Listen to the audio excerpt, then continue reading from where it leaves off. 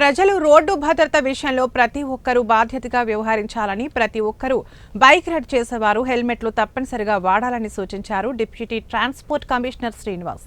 Hanumakonda Vagdevi degree కళాశాలలో గాదె స్వరూప్ రెడ్డి ఆధ్వర్యంలో road భద్రత అవగాహన సదస్సు ముగింపు కార్యక్రమం జరిగింది.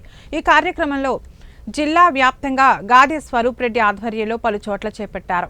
ఈ కార్యక్రమానికి ముఖ్య అతిథిగా deputy transport commissioner Puppala Srinivas, motor vehicle inspector Kishore Babu మరియు గాదె స్వరూప్ రెడ్డి విద్యా సంస్థల ఓనర్స్ అసోసియేషన్ ప్రైవేట్ బస్సెస్ అధ్యక్షులు, విద్యార్థులు పాల్గొన్నారు. ఇతరులకు తెలియజేస్తానని, తోటి రోడ్డు వినియోగదారులని గౌరవిస్తానని, రోడ్డు ప్రమాదములు జరగకుండా